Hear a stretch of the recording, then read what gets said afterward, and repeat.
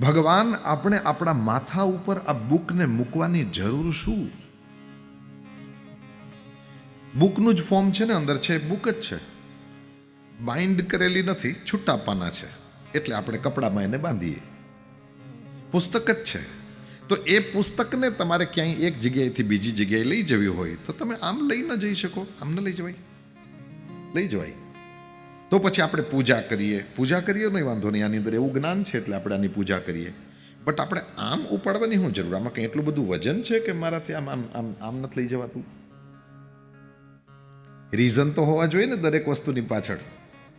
અને આજે આપણે જે વસ્તુ કરી તો સૌથી પહેલા એ સમજીએ કે આપણે આને માથા ઉપર લઈને શાના માટે આવ્યા.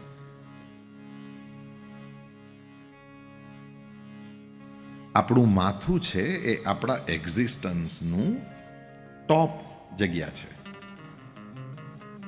આપણે અહીંયા પૂરા થઈ જઈએ છીએ, અહીંથી ઉપર આપણે નથી. અહીં ગ્રંથને મૂકવાનો મિનિંગ છે હું જ્યાં પૂરો થઈ જાઉં છું ત્યાંથી તો આ શરૂ થાય છે. આની અંદર જે જ્ઞાન છે, મને એમ છે કે મારામાં બહુ અકલ છે, પણ હું આની પાસે બેસું છું ત્યારે મને ખબર પડે છે કે મને 1% જ ખબર છે. જ્યારે હું આની પાસે બેસું છું ત્યારે મને ખબર પડે છે ઋષિ મુનિઓએ નદીઓના પાણી પીને, પેલી ઝૂંપડીઓમાં રહી રહીને, વૃક્ષોના પાંદડા અને ફળ ખાઈ ખાઈને એને એ સમયમાં જે જ્ઞાન પ્રાપ્ત થયું એ મારા દેશની પ્રજા, મારી દુનિયાની પ્રજા સુખી થાય એટલા માટે થઈને ફ્રીમાં એ ઝાડવાના પાંદડાઓ ઉપર લખ્યું, કોઈએ ભોજપત્ર ઉપર લખ્યું, અને એમ ધીરે ધીરે કરતું સચવાતું ગયું. એના શિષ્યોએ પોતે સાંભળીને યાદ રાખ્યું, અને એમ કરીને આ છેલ્લે પછી પ્રિન્ટિંગના ફોર્મમાં આવ્યું. આની અંદર જે જ્ઞાન છે તે અદ્ભુત જ્ઞાન છે. કોને ખબર પડશે? કયું જે આની સાથે બેસશે એને ખબર પડશે.